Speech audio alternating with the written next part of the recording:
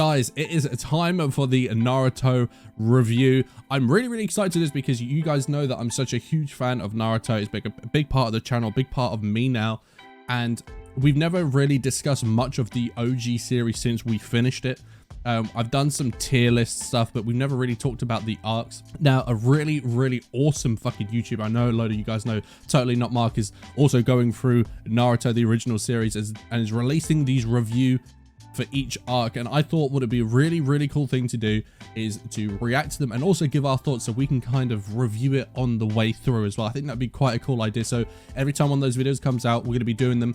Now, we do them on stream. Literally right now, there's a bunch of crazy people in the chat. This is being done on Twitch. So if you want to be a part of the ones in the future, the Twitch, my link to my Twitch is going to be down in the description below. Make sure that you guys go over and follow that as well, so that way you know that when we're live. And of course, these will be going up on Patreon and YouTube as well. All the links to that will be down below as well. But with that said, I think we should just jump straight in. Having grown up in Ireland in the late 1990s and early 2000s, shows like Yu-Gi-Oh!, Sailor Moon, and of course Dragon Ball were widely available and accessible. Dragon Ball as a kid was the fucking shit. I think we all know this, man. That was coming home from school and putting on Toonami and watching Dragon Ball, man. Oh, the best. Since then, I've made it my mission to catch up on all the most iconic stories I missed growing up. One Piece, JoJo's Bizarre Adventure, Hunter x Hunter, and Attack on Titan. All brilliant stories in their own rights, but this dude's got it right, man. Of One Piece, and long before I ever turned on that first episode of Attack on Titan, I heard whispers of a certain show. A story that was making noise across the pond in the US, one that cast a shadow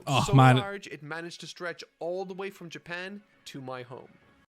I'm already getting nostalgia about this already, man. Like, just seeing the older style, even just like, you know, the 4:3 ratio of Naruto, that it's just getting me in the feels already, you know. But it's interesting because when I was a kid, Naruto wasn't really something that a lot of the kids around me were watching. I wasn't aware of it in the UK, but it's funny because then when you grow up, everyone says that they watched it when they was a kid. So maybe I was like, was it something that people were just watching in their own time and not really talking about? That's kind of how it feels. It feels like everyone watched it as a kid, but when I was growing up, no one talked about it. I don't know. Maybe that's just a UK thing. Picking that first volume up off the shelf felt terrific. While I knew very little about this story outside of the main character's name, Naruto, and that it's for the most part I need to get the manga still, man. I was without question acutely aware of one inalienable fact, that this was a beloved franchise, a story people massively identified with, and that it too has its detractors. Sounded very much like Dragon Ball to me, so while picking that first volume from my shelf, I was filled with a giddy enthusiasm I hadn't felt in years. Now, this is one thing that, you know, as someone, as a kid, I wish that I'd had manga as a kid. You know, I hear people picking up the manga as a kid. I never had that, you know, but yeah, I wish I could have had that, but then I'm kind of glad I'm watching it as an adult as well. I mean, it's pretty cool to watch it as an adult. I don't have that nostalgia tied to it like a lot of people had, and I kind of envious of that. And I liked these opening chapters, but I didn't love them. In fact, I found them to be a little unfocused, if that makes sense at all. But don't worry, this video has a happy ending, so sit tight. For me, first impressions are important because you only get one chance to make them. In that same vein, the first paragraph of your novel, or the first chapter of your manga in this case, needs to perform a host of different tricks, not only to hold your attention, but to also introduce you to the main character and the wider world the story is set in. That is really spot on. You have to be able to grab attention straight away. I personally felt like in the first episode of Naruto, I felt like it actually kind of captured the tone of the series quite well. You know, the way that it had a dark moment in it. It ended up in the way that it did. It started off how I thought it was going to. You know, I thought it was going to be some light-hearted kind of like ninja cool shonen show. But it you know, it had a little bit more to it, and I feel like it showed it. That I haven't read it in the manga, so I don't know how the chapters were paced. Obviously, they'll probably be faster than the first episode was, but I thought I did a good job. Of course, there are different ways to go about performing this narrative somersault. One Piece took an approach adequately representative of what would later be recognized as Oda's style. A comprehensive and intensely powerful character-driven story built on the back of Luffy's ambition. Yeah. Hajime Isayama's Attack on Titan 2, I think, had a near perfect first impression on the audience it was trying to reach. Agreed. Especially with Attack on Titan, it kind of just hits you in the bollocks straight away. It's very it kind of lets you know straight up what the tone is. And One Piece does a similar thing. I think the difference with Naruto is Naruto is a little bit slower to give you that per se, because there's so much more, especially with what the other characters bring and stuff like that. I can agree with that point for sure. Establishing its nail-biting premise, the motivations of the main characters, and giving us a taste of the wider world's politically driven infrastructure, I knew I was in for an action-packed political drama the likes of which I would never forget. Absolutely. So yeah, first impressions are important. They're what dictate whether or not many people will give a story their attention in the future, particularly when it comes to manga. They're released one chapter at a time after all. It's not like a movie or a book where the rest is right there for you to digest, and because of this fact, many manga begin their stories with a much longer than average first chapter to establish what they want. The fact that it is serialized weekly means you have that first impression is so key. We see it a lot nowadays, especially like in Shonen Jump, where shows just, they don't last very long because those first chapters can be really, really pivotal. And I feel like that's why with certain series, you just have to, you know, start off without, you don't get a chance for like world building and stuff like that. And if it's too complex or whatever at the start, it needs to be quite simple and basic and bang like that. So, I mean, I haven't read the manga for Naruto, and I'm planning to do so. But I would be interested to see how they started it, you know. I'd love that. The pacing felt fast, almost too fast. I will say though that it did a decent job at establishing the heartbeat of Naruto's journey. The art with looks him so cool, man. being the outcast of his community. Armed only with a burning desire to become the next Hokage, I enjoyed that aspect of it. Seeing Naruto struggle with his lessons felt appropriate, hearing about his dream felt intimate, and the success he finds at the end felt adequately cathartic for a first chapter. It's actually really funny because when we look back at that now, it's almost like the way that Naruto started off and where he is now, even towards the end of OG Naruto, he is such a big part of the Leaf Village. But back then, he was the outcast. He was memed on. No one took him seriously. No one gave a shit. He was on a swing by himself, and people, you know, made comments about him.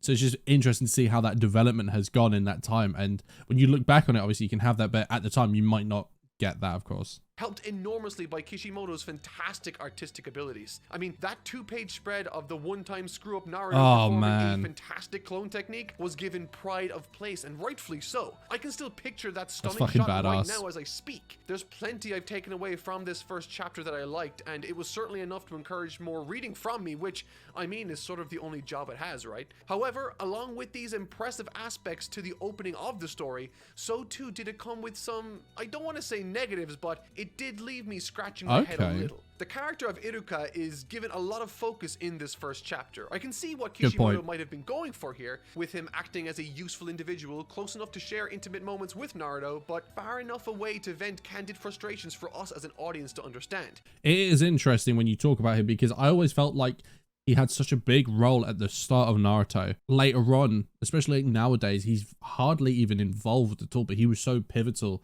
at the start of the series.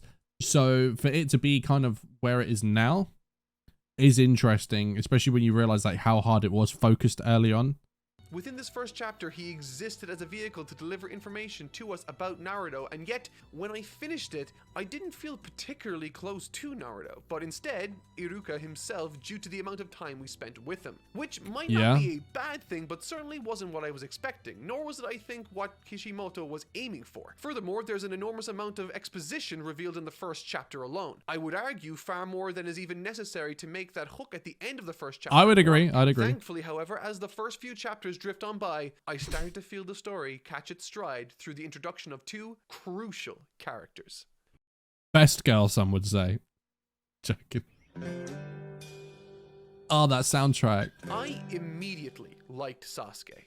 Not only did I find him well conceived and conveyed through these introductory chapters, but I also found him to be exactly what this story needed. This is the thing with Sasuke. I found that he, like, as soon as we met him, I felt like I already knew what Sasuke was going to be bringing to the series. I was like, I know what Sasuke does.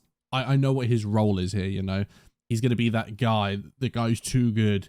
He's got no time for you. He's going to be that kind of motivation for the protagonist. I knew that but he was still a good character at the same time, even though I felt like I've seen this character before, you know? A rival character. A rival character, while having his own goals that often conflict with the main character, exists primarily to highlight the significant differences between himself and the main character, in this case, Naruto. By being a prodigy, top of his class, and sought after by Sakura, Sasuke represents everything that Naruto isn't. It's almost weird seeing her with the long hair, you know? And in being such, also facilitates terrific contrasts that highlight Naruto's greatest attributes. His unflinching desire to never give up and his roaring passion to achieve his goal. To become the greatest Hokage that ever lived. Man, the artwork in the manga looks so fucking good, man. And what I have noticed as well is the art covers, like the cover arts for the volumes, out of all shonen stuff, I think it's genuinely some of the best.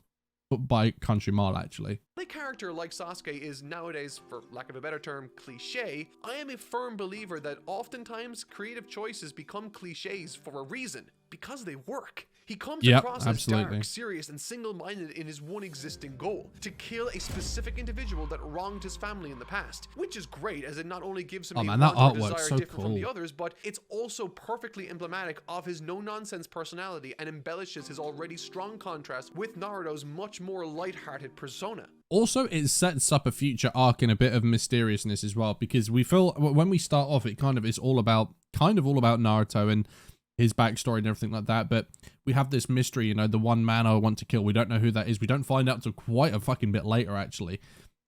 But it kind of adds this like, oh, there is something else in the background that is mysterious and we don't know what that is. And it's not about Naruto, you know. I really kind of like that. So even though we had that trope, there was something else there, and that kind of always kept me like, okay, I know that at some point there's going to be something badass that's going to come as well. Helping us to better appreciate Naruto's strengths while highlighting his weaknesses, the latter of which developing into an aspect of the story that drives so much of who Naruto is as a character. In essence, I see Sasuke as the perfect foil for Naruto in this story, all of which can be observed after our introduction to another character in Sakura. Sakura is going to be interesting because she's so divisive, but in the original series, I feel like, and I've talked about this on Project SENPAI before, I actually did a video all about Sakura, funnily enough, and what I would say is I think it's difficult because people say she's useless and blah, blah, blah, blah, but the problem is she's in between two incredible characters as well. So the expectation there for her to kind of deliver anything is going to be contrasted really palely against that as well. And then, you know, seeing what she does later on in Shippuden. I've not seen all of Shippuden, of course, but very, very interesting. I thought she was badass in that fight against Sasori with Chiyo. So interesting. I don't have the hate. I'm not on the hate train when it comes to Sakura, but, you know, the jury's still out. I mean, come on. I've still got a bunch of episodes to watch. Going into this, given the time this story was released, I was relieved to see that Sakura wasn't being used for fan service. If you like that sort of thing, more power to you, but it's never been for me. In the same way, I don't... Yeah, it's funny because Naruto himself was used more in fan service in times of the sexy jutsu, which is just fucking hilarious. Like mindless action, I similarly don't care much for mindless over-sexualized characters, male or female. My favorite aspect of her character is how effective she can be as a comic relief. Oftentimes, she's shown with massively especially in that first series, of anger and joy, which I thought added some variety to the mix. Furthermore, from a narrative mechanical front, if we lift the hood on this metaphorical narrative car, we can see that she's clearly and currently depicted as less of a character and more of a mechanism to bolster Naruto and Sasuke's respective roles and encounters. Agreed. Which, from a utilitarian well perspective, is not only fine, but exactly what Kishimoto was looking for. She is a supporting character to Naruto and Sasuke, and without her, these two would have very little reason to interact with each other at all. And this is why I feel like she shouldn't be kind of compared or kind of seen in the same way and on like a level footing with her. I'm not saying that people say that, but I don't feel like she is the purpose people say she's useless or she does this and that. I think if you think about the effect that she has on Naruto and Sasuke and other people around her, that is her effect. That is her being useful, I guess. I don't know. Let me know what you guys think. Thus making her instrumental, not only in making Sasuke effective in his role, but also by extension responsible for making the main character Naruto shine. She is, for all intents and purposes, the catalyst that makes all the magic happen between them in the beginning. Take, for example, Naruto and Sasuke's first ever interaction in the manga. Very early on, there's an unrequited love triangle established between Naruto, Sakura, and Sasuke. And it's funny because out of all the people that kiss, it's Sasuke and Naruto. Naruto is interested in Sakura, Sakura hates Naruto but loves Sasuke, and Sasuke loves vengeance. But my point is that without Sakura acting as a connective tissue, so to speak, between Naruto and Sasuke, Naruto would never have grown a jealousy for the attention Sasuke is receiving from Sakura, and therefore, this would never have happened. And what a shame that would be. I don't want to live in a world where this scene doesn't exist. This was the first moment in the manga that made me burst out laughing, and to be honest, mangas don't do that often for me. So she's a great tool for comedic hijinks too. I also love with Sakura the comedic faces, the way the art style is drawn on her. I feel like it is perfect. It's perfect, man. Which I appreciate, but to be clear, her primary directive, at least in these early chapters, is to facilitate this narrative sleight of hand time and again throughout this arc. And it works in both directions. However, this doesn't excuse one glaring flaw I've noticed, and it's probably one of my biggest pet peeves when it comes to character writing. She exists to serve other characters and little else. I don't hate that though. I don't hate that though, because you could say that you know, I feel like there are other examples of characters that I can think that are kind of like that, but I feel like you kind of need that though. I think, yeah, I don't see that as a negative, but I'll be interested to see where he goes with it. Her existing goals are selfish, certainly, but the fact that I would have zero idea what sort of person she'd be like if I were to remove Naruto and Sasuke from the equation really serves to highlight my point at this stage of the story. I mean, there's a scene where these three kids get to introduce themselves to each other, a terrific mechanism for us as an audience to get to know them better. Naruto's intro is quirky and fun with a fiery ambition clearly present. Sasuke's is appropriately dark and serious. But Sakura's is literally her saying that she loves Sasuke and hates Naruto. This is a very, very good point. And I think a lot of the problem that people had with this series early on was that because she is the girl that's been introduced here, that it's kind of like a bad representation of women, and it's kind of offensive and maybe misogynistic. And to that extent, I can see that, but I don't feel like it was for that particular reason. I think, like previously mentioned, she was built as a mechanism and a tool, which sounds misogynistic, I guess, but to bolster Sasuke and Naruto because they were going to be so heavily, you know, the show was going to revolve around those two. But I think whether that had been another guy, it could have been, but maybe it wouldn't have worked. You got to remember the time that this was made. So I guess this is probably maybe, I don't know if it would be misogynistic, but maybe more tropey. And I guess when we look at it in 2021, people will have that issue, and I can understand it. It's not ideal, but yeah, I can see the point. That's it. Funnily enough, she's about to start talking about her other hobbies when Kishimoto decides that that's a good time to cut to Kakashi, making note that she seems to care more about love than ninjutsu. Which brings me to my main contention with her as a character. Her very presence sort of devalues the entire social structure and reputation of the school Naruto struggled to gain acceptance to. At this point in the story, she barely says anything other than wondering where Sasuke is or how annoying Naruto can be. Now, this is a point that, and here's my opinion on this, they're kids. So Sasuke has had this horrific thing happen to him. So as a kid, he doesn't see things like other children do, right?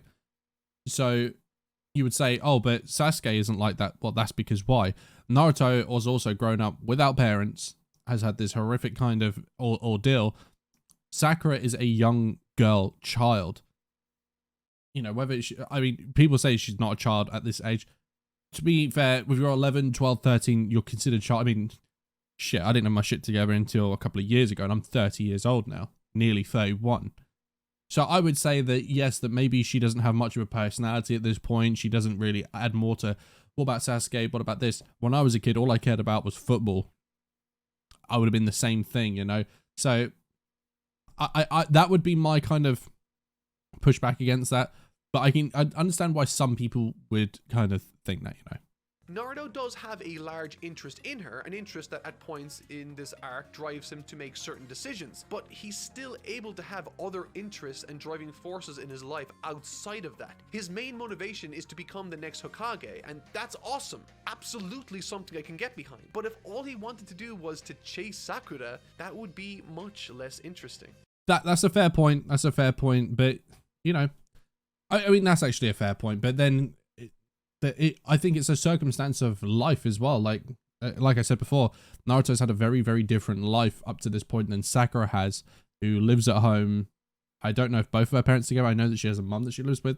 We haven't really seen anything about a dad yet at this point, but yeah, I think maybe that has something to do. I don't know. Maybe time will tell, and once I've seen more of Shippuden, I can digest the whole story. I can look back and maybe try and make my own thought on that, but that would be my kind of first thing. In short, I respect what she offers the story in terms of quality, but as a character, I not only find her quite vapid, but I also found that at times her inclusion tends to devalue what it is they are trying to achieve. But perhaps it's still early days and I haven't given her a chance to fully express who she is as a character and what she really wants. To be fair, she is standing alongside two very well realized characters. This is my main point. That would be my main thing. And at the time, I would also agree, you know, when I first started watching it, it was all much about Sasuke, and the episode that really kind of put that into perspective was the clone episode, you know, when Naruto pretended to be Sasuke. You know, that was kind of like it kind of like opened your mind to this, you know.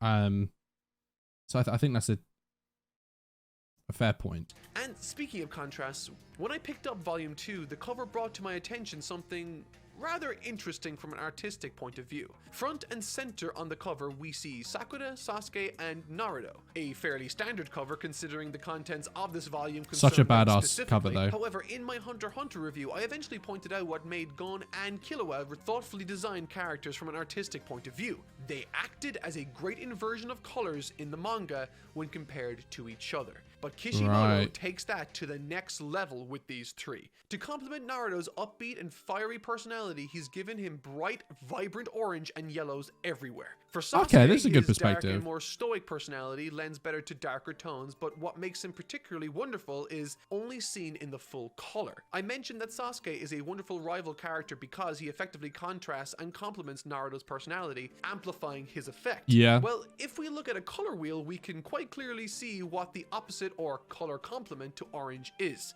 It's blue. Sasuke dons a wonderfully dark blue getup, communicating his This is a good point. It's a very good point. Highlighting what he represents to the main character Naruto, a contrast. But my friends, that's not where this ends. I mentioned before that Sakura is sort of the connective tissue that brings these two into contact. In many ways, she acts as the midpoint between the two of them. Naturally, she's going to be colored red to represent her main driving motivation, love, and the word Sakura directly translated means cherry blossom, so pink is a natural inclusion here too. But one look at the color wheel again and you'll notice that pink and red are exactly halfway between orange and blue. That is a very, very fucking smart observation. This dude is on the money. That's really fucking cool. And do you know what? I would never have even, like, even now after watching so many episodes of Naruto, I would never have fucking guessed that. That was like, I wouldn't have even thought to like look at that. I'd just look at that artwork and just be like, that's fucking sick, you know, but that's a really, really insightful piece of information, man. That's fucking, that's badass, man. Touche. In other words, she is right in the middle between Sasuke and Naruto. I love stuff like this. Well done, Kishimoto. Hell yeah. School's back, and that means many hours of painful studying for many of you. I may be long past school, but all this narrative analysis requires a lot of reading, and with my hectic schedule, it sure is nice. I think this is an ad, so we will move past this. Helped me and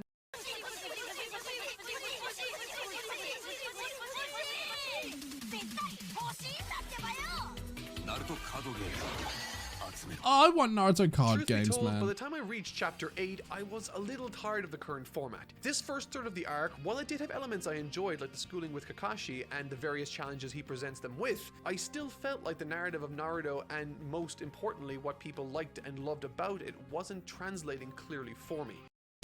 So, yeah, I mean, there was quite a bit of repetition at the start, but I feel like it was, although quite repetitive, there were like interesting spins on how the world of Jutsu work, and also kind of setting up the kind of really actually more drilling in the fact that, yes, you may think you know what a trope is, or you know what a fight is going to go one way, but you need to learn that the unexpected in fights in Naruto is a thing, you know, like with the substitutions and stuff like that.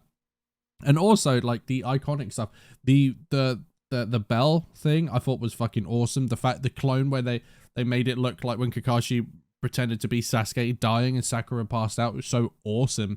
But this was build up, and we kind of see that in Shippuden as well. You know, when Naruto's training to get his new jutsu and ends up with the Rasen Shuriken, there is also that kind of long kind of training period where people kind of criticize the fact that I said that that was kind of prolonged a little bit too long. Whatever. I kind of feel maybe similar about this, but where this goes straight after Land, like where like the next section is huge for me personally, and I feel like there's payoff to this though. School is usually a surefire way to create instances of hijinks and conflict, but truth be told, there wasn't a lot of focus given to it. The best part was the bento box challenge. Seeing Sasuke work his magic and show how much better he is than the rest was exactly the reassurance I needed to confidently press onward into the second, third, and fourth volumes. And thank God I did. I believe chapter 9 and 10 were where I went from being undecided about this story to sincerely enjoying the experience. When reading and reviewing manga became my job, I felt grateful of course, but also concerned as now a hobby, my one-time retreat suddenly became my job. Oh man, it's kind of true. The same with anime reactions as well, and obviously totally not Mark is on a completely different level. But that is always something that's in the back of your mind. So to hear someone at that kind of level say the same thing on a personal level is quite cool. And oftentimes in this line of work, I've found psyching myself up to read a particular volume of manga to be difficult. And with the first few chapters of Naruto passing one after the other, I felt as though I might be facing another wall of manga I simply have to get through. But nothing could be further from the truth with this.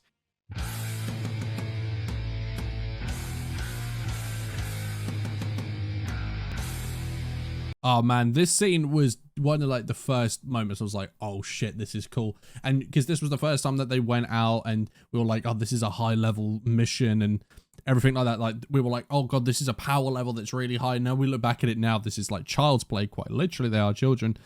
But it is awesome to kind of see, you know, like how the step up from where we were beforehand, you know, the sexy jutsu and the school to the training to all of a sudden people are trying to fucking kill you, you know? That was huge.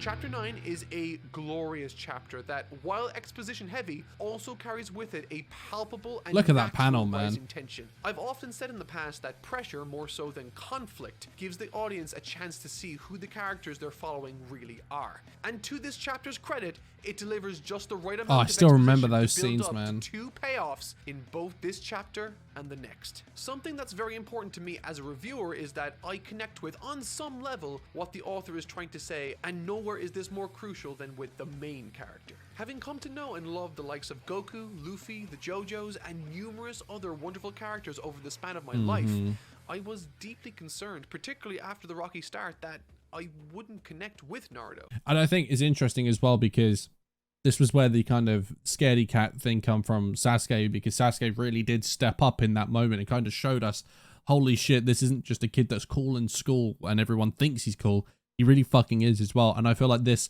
was pivotal because it kind of set Naruto up early doors to kind of be like, I have to push myself, you know, especially now that I've seen that as well. So yeah. I think I see more of myself in this little character than any and that of the moment, others. oh man. While I love the simplicity and grit of Goku and the kind but tenacious edge to Luffy, there's something about Naruto that defines his character that I find infectious. Doubt. He will work his hands to the bone, walk the soles off his shoes, and work until he collapses to make up for what he perceives to be defects or flaws in his own approach. And he still does that, even up to where I am in Shippuden, he is still that guy. And that's really cool to see that that never changes, despite the fact even after he learns about, you know, the nine-tailed fox inside him and has those abilities, you know, with the everything, he still kind of has that. I think that's fucking awesome. He recognizes that he's not the most intelligent or the most talented, and we're shown as much thanks to the character of Sasuke. And so, being faced with that reality, he only knows how to put his shoulder down and push himself. He has aspirations and he wants to prove to himself that he's more than what everyone thought he was. And in chapter 9, I learned this about him. Having been almost killed, freezing at the first sign of real danger, he's forced to contend with the fact that Sasuke was ready and he wasn't. This is what I'm saying. So this is a great moment in this series. And yeah, like Mark's saying, it really changes absolutely everything going forward, and it kind of sets the tone, because when we get on the bridge later on with Zabuza, it's almost like that was the payoff for this, you know? And that maybe, just maybe, those naysayers from his village were right. And seeing that frustration bubble beneath the surface of his expression was amazing to sit and read through, particularly because it readied us for what was to come. One final thing I really enjoyed concerning Naruto as a character in these chapters was how Kishimoto decided to splice in the exposition to influence how we might feel about Naruto as a character. That is key, yeah, absolutely, because they really drilled into that outsider thing, and it almost, for me as an outsider, it made me feel sympathy for him, because I'm like, I don't know much about him.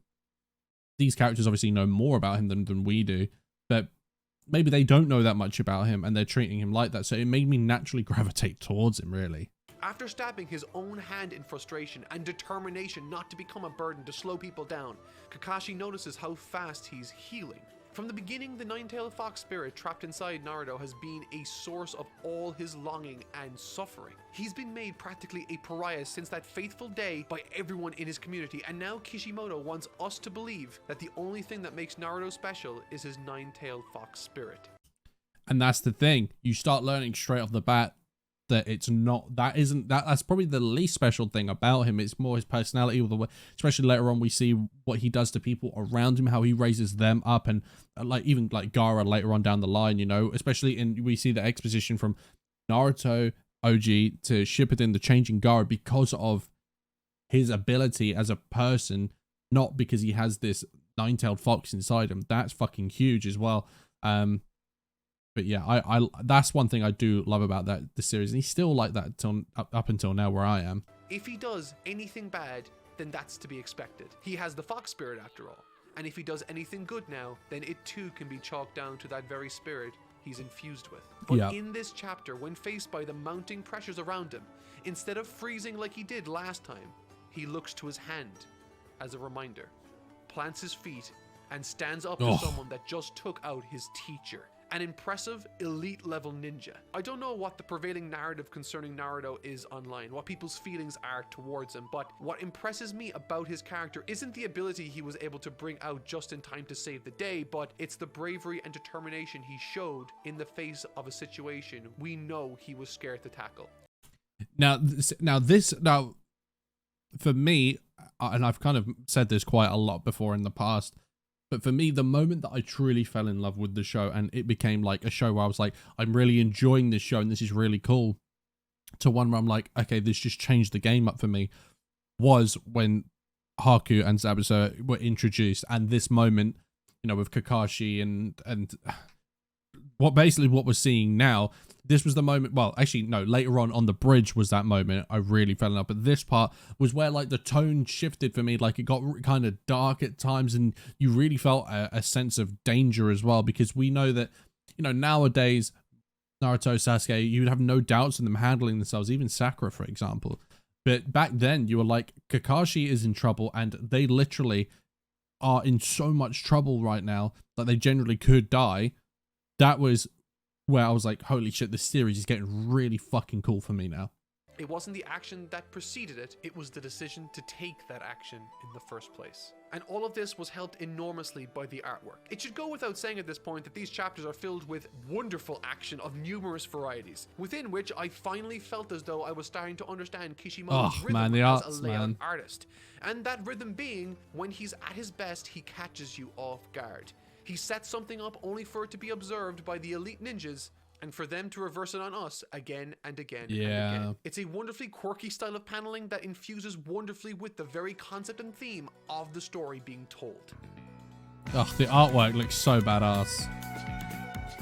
I've said this before, but I love these types of visually interesting and conceptually simple training exercises or challenges for characters. Stuff like Snake Way, moving a boulder, climbing a tower, or in this case, climbing a tree. Climbing the tree using chakra is a really fun and visually interesting idea for the premise of a chapter, but what I really liked about it was how as soon as Kakashi mentioned this element, the chakras, as something that if one can master, then nothing is beyond them in terms of jutsu, a panel is dedicated specifically to show us Naruto's expression, and it says everything. Yeah, I really like the way that they did this, because at the time you think, oh, here we go, more like training shit.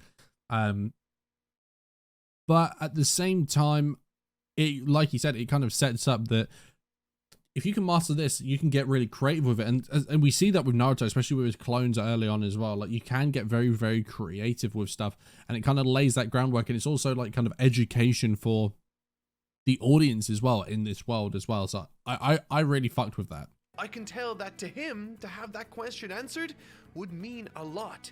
The exercise in action is a nice bolstering of what I mentioned earlier about Sakura. Where Sasuke exerted too much force and Naruto too little, Sakura hit the sweet spot right in the middle and climbed the tree without the use of her arms. In addition to this being a nice visual and narrative reminder of what she represents to the two characters in question, in the middle it's again. honestly nice to see her exceed in her own unique way ahead of the other two for a change. That is until one page later where Kakashi says that the pools of untapped chakra concealed within Naruto and Sasuke make Sakura's look like nothing. Yes, but this is the thing. So having a lot doesn't mean much. It's all about control, and we learned this with Sakura as well, that her control of chakra is immense, unrivaled when it comes to the other two.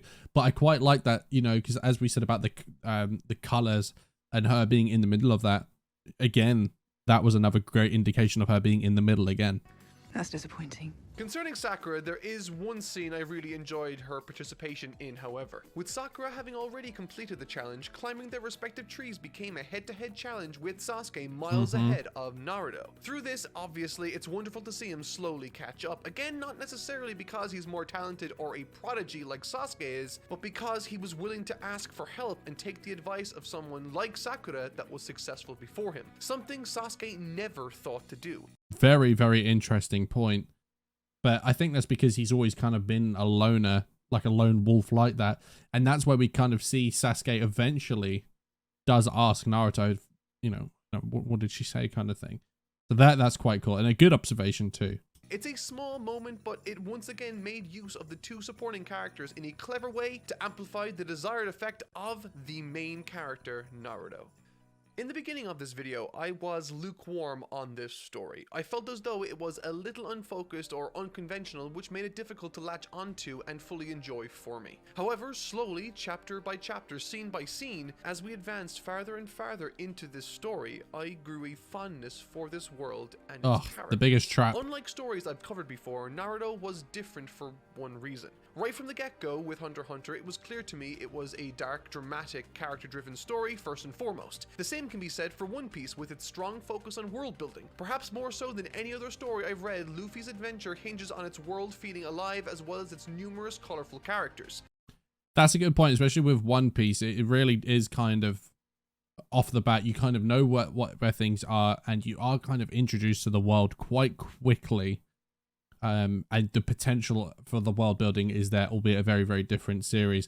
I feel like Naruto is one of the ones that's a little bit slower to get going when it comes to that sort of stuff.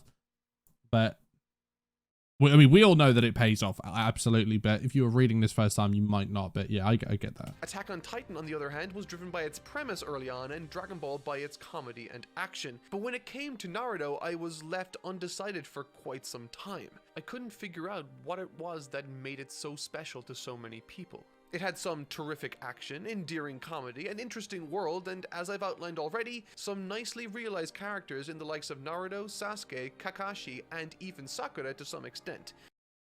I wish we'd talk a little bit more about Kakashi, man. That's my guy. However, at no point did I feel like it was balanced to favor any one area of those over the other. That was until I reached the final encounter of this arc. Man, this is the point. This is what I'm talking about. This moment, still to this day, is one of my favorite moments in Naruto, including Shippuden.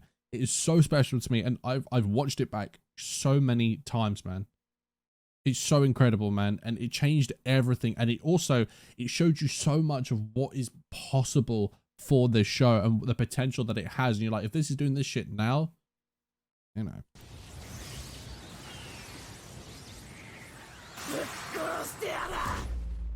Oh my god, that panel.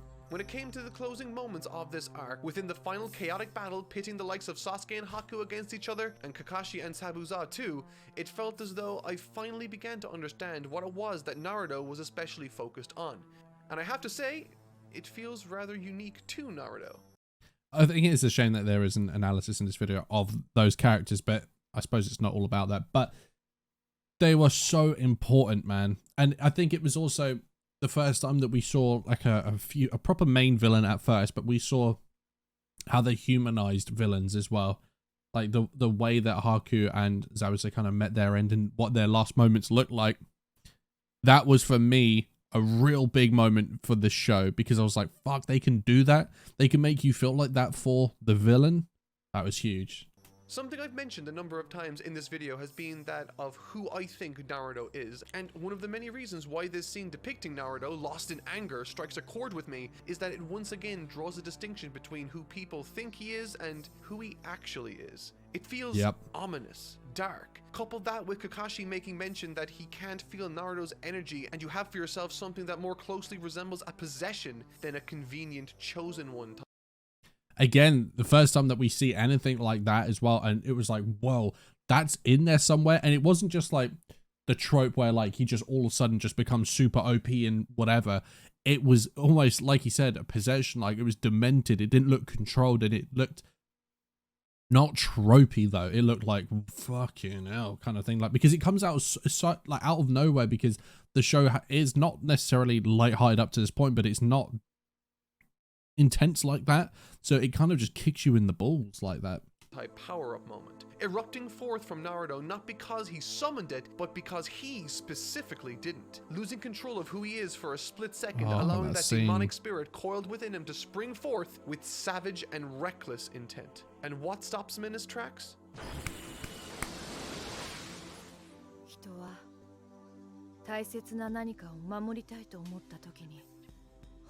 Trap City.